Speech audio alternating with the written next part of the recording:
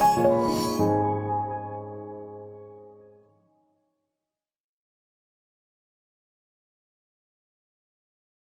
कर सकते हैं हम, कहां से आए हैं, क्यों अच्छा नहीं कर पा रहे, और क्यों हम जो है ना छोटी सी गलती से या छोटा सा जो है ना अच्छा नहीं कर पाने से हमें लगता है कि सब कुछ ही खत्म हो गया। ऐसे कई बार बहुत सारे स्टूडेंट हैं जिनको लगता है कि मेरा यहाँ सिलेक्शन नहीं हुआ, मैं तो लुट गया, मैं तो बर्बाद हो गया, मैं तो कहीं का भी नहीं रहा। ऐसा नहीं है बेटा। हर जो फेल्योर होता है वो किसी न किसी बड़ी सफलता की नींव रखता है। इस चीज को हमेशा याद रखना, क्योंकि हम लोग तो भाई टूट जाते हैं, कई बार बिगड़ जाते हैं। जो बिखरते नहीं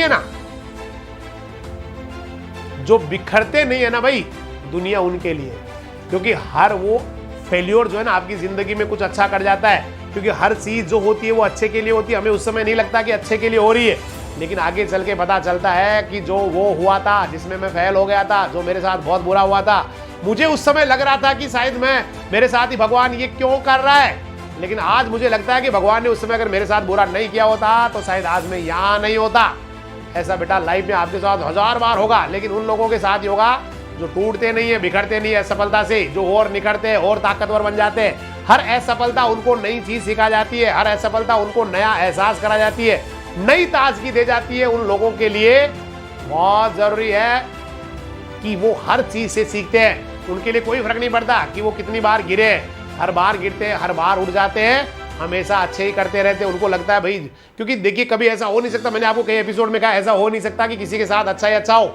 कभी जो है ना भाई, कभी तो बहुत बुरा होता है, कभी कभी तो लगता है कि क्या ये दुनिया मेरे लिए तो बनी ही नहीं है, कभी कभी लगता है मैं तो बहुत बुरी तरह से यहाँ फेल हो चुका हूँ, कभी कभी लगता है मेरे सामने तो कहीं कुछ नजर ही नहीं आ रहा, उम्मीद की कोई किरण नजर नहीं आ रही है ना, कोई प्रकाश कहीं से आ ही नहीं रहा, कहीं लाइट दिख ही नहीं रही। और कभी कभी लगता है कि मैं बादशाह हूँ, कभी कभी लगता है कि मैं बादशाह हूँ इस दुनिया का, मैं तो आया हूँ बादशाहत करने के लिए। कभी कभी ऐसा लगता है। तो यही जीवन है बेटा, कभी ये लग रहा है, कभी वो लग रहा है, लेकिन एक चीज याद रखना, जिंदगी में जो होता है वो अच्छे के लिए होता है। बहुत बार आपने बहुत सारे लोगों को देखा होगा, काफी सारे आपने लाइफ में ना, काफी लोगों की आप जब पढ़ेंगे, जीवनी पढ़ेंगे, उनके बारे में पढ़ेंगे, तो उनको भी बहुत बार ऐसा लगा है भाई मेरे साथ ही क्यों कर रहे हो आप ऐसा, इतना बुरा मेरे साथ ही क्यों कर रहे हो, क्या मैंने क्या पाप कर दिया, बाकी और भी तो दुनिया है, उनको करो ना परेशान, जिंदगी मुझे क्यों परेशान कर रही है, क्यों मेरी जो है ना जान लेने पे तुली हुई है। लेकिन वही लोग बाद में अपनी जब लेख नहीं लिखते, अपने जीवन के बारे में लिखते हैं, अपनी ऑटोबायोग्राफी लिखते हैं, तो वो कहते हैं कि अगर वो फेलियर उस दिन मेरा नहीं होता तो आज मैं यहाँ नहीं होता, उस दिन मुझे अगर वहां मैं अगर सक्सेस हो जाता तो शायद आज यहाँ नहीं पहुंच पाता। ऐसे बहुत सारे लोग हैं जिनके साथ ये जीवन में घटना हुई है। मैं तो अपनी बता दूं, मैं कई बार आपको बताता हूँ, मैंने केवल एक ही बार जीवन में एग्जाम के लिए किसी नौकरी के लिए फॉर्म भरा था, और वो था कक्षा 12 में पटवारी के लिए।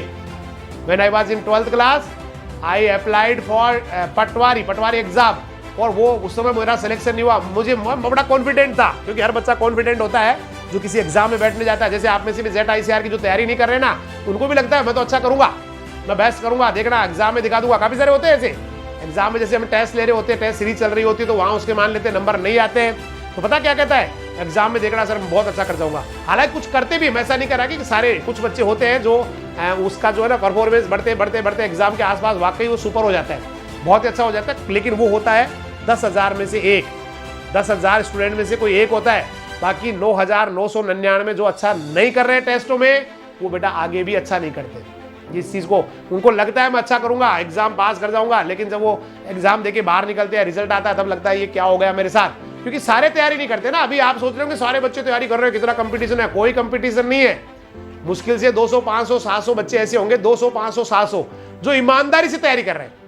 बाकी तो ऐसे ही मुंह धो के जाने, बस एग्जाम देने जा रहा हूं, बोला क्यों देने जा रहा है, बस भाई तैयारी हो जाए, भाई पता लग जाएगा। बहुत सारे तो ऐसे भी एग्जाम के फॉर्म भरते हैं, कई सारे इसकी भी भर रहे हैं, उसकी भर रहे हैं, बोला भाई क्यों भर रहा है, प्रैक्टिस हो जाती है, कम से कम एग्जाम देना आ जाता है।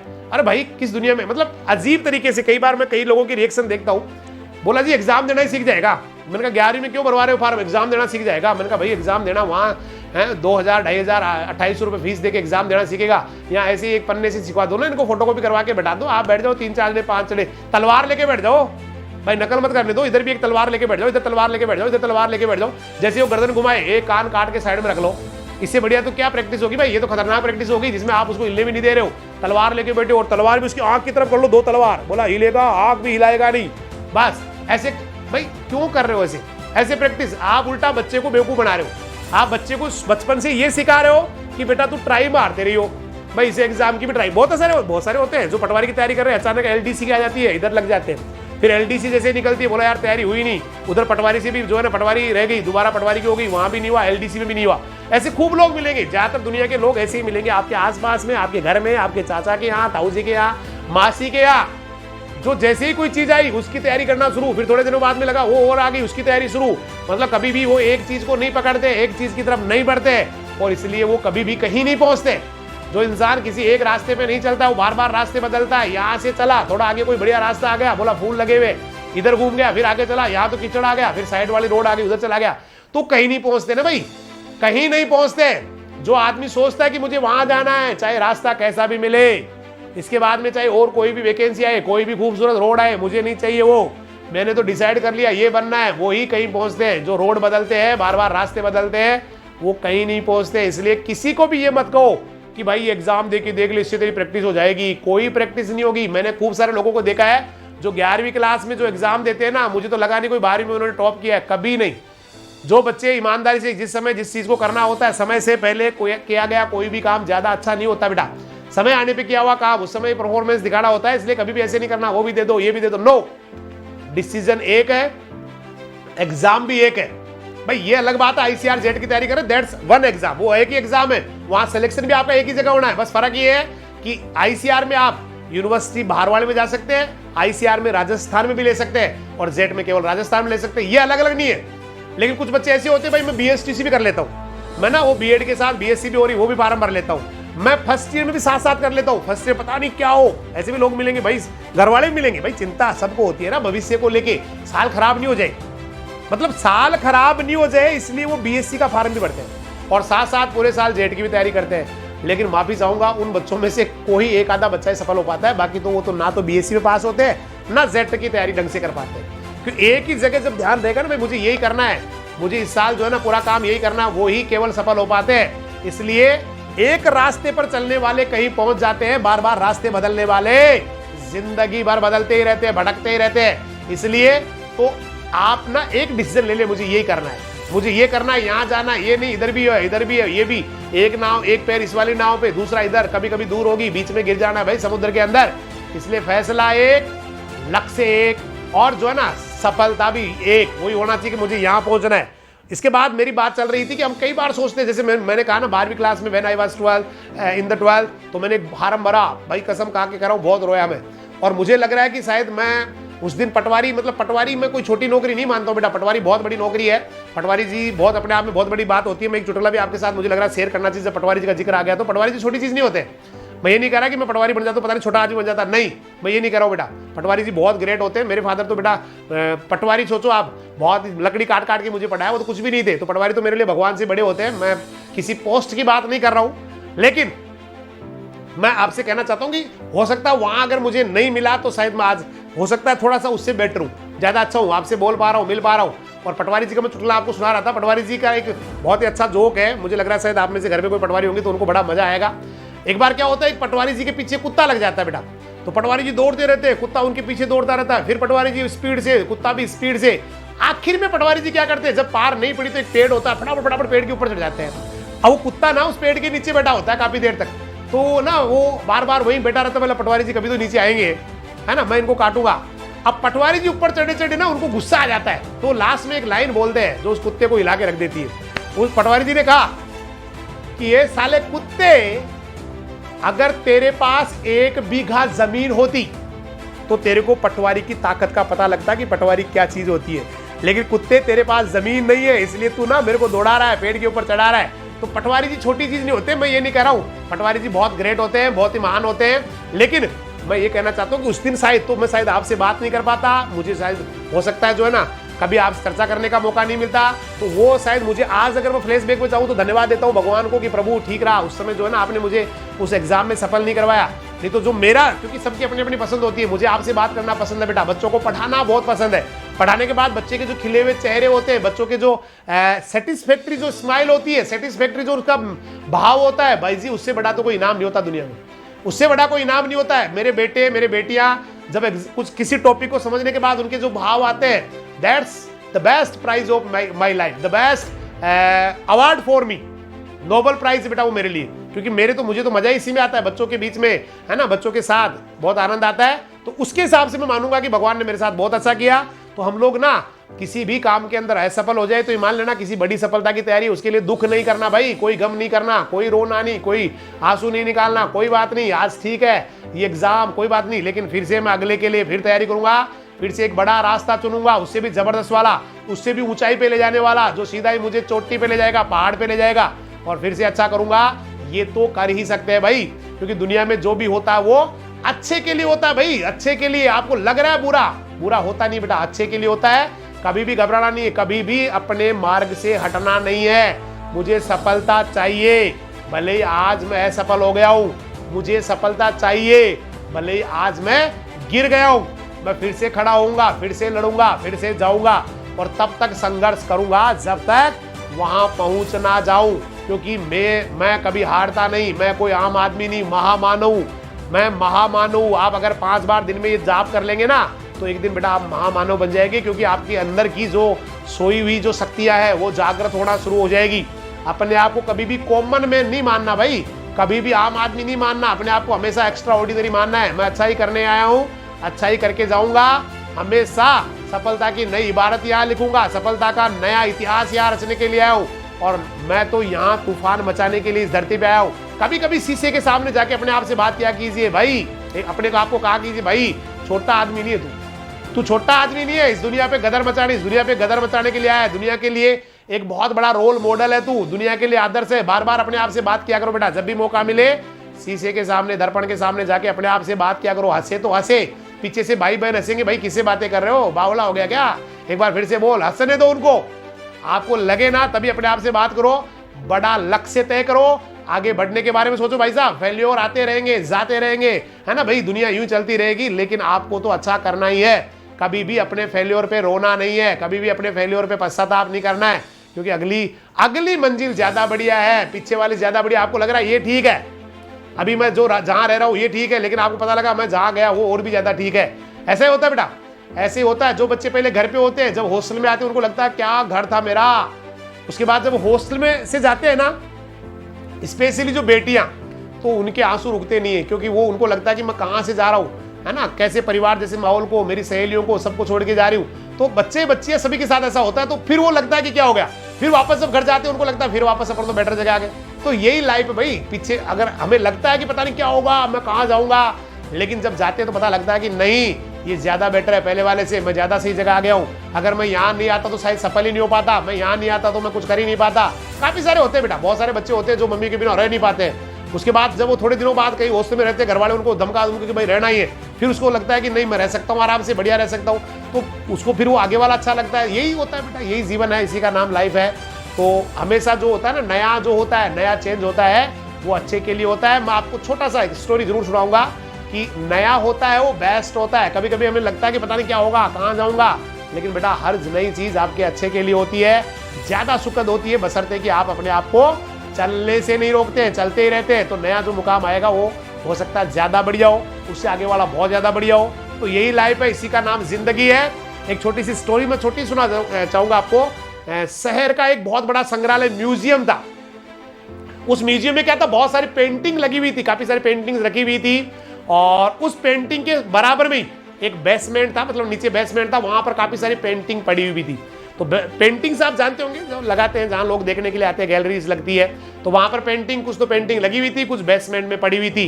वो जो बेसमेंट में पड़ी हुई पेंटिंग्स थी, वहां बहुत सारी मकड़ियों ने क्या कर रखा था, जाला बना रखा था। काफी सारी मकड़ियों ने वहां क्या करा था, जाला बना रखा था। और अब देखिए धीरे धीरे समय बदला, पेंटिंग्स जो है ना, उन्होंने बहुत बढ़िया मेहनत करके जाला बनाया, बड़ी खुश थी वो अपनी दुनिया में, बहुत मजा आ रहा था उनको। बोला क्या दुनिया है, यहाँ कोई डिस्टर्ब करने वाला नहीं है, जाला भी शानदार है, और वो हमेशा अपने जाले का ख्याल रखती, मस्त रहती। लेकिन धीरे धीरे समय आया जब म्यूजियम की साफ सफाई और रख रखाव का काम शुरू हुआ, तो वहां उस बेसमेंट में से कुछ पेंटिंग्स को, चुनिंदा पेंटिंग्स को उन्होंने उठाना शुरू किया, और बेसमेंट में से ला ला के जो म्यूजियम था वहां पर उनको लगाना शुरू कर दिया, उनको सजाना शुरू कर दिया। अब जब वो पेंटिंग जब उठाई गई, तो वहां पर जो मकड़ियां होती है, उनमें से बहुत सारी मकड़ियां घबरा जाती है, डर जाती है, और वो अपने अपने जाले को छोड़ के चली जाती है। लेकिन एक मकड़ी थी, उसने जाला छोड़ा नहीं। उसने सोचा अभी तो पेंटिंग्स सारी तो जाएंगी नहीं, है ना, सारी तो ले जाएंगे नहीं, वो जब देखा जाएगा, जब आएगी तब तो और हो सकता है शायद ये पेंटिंग जहां पर मेरा जाड़ा लगा हुआ है वो तो लेके ही नहीं जाए। तो ऐसे ही चलता रहा, समय ऐसे ही बीतता रहा।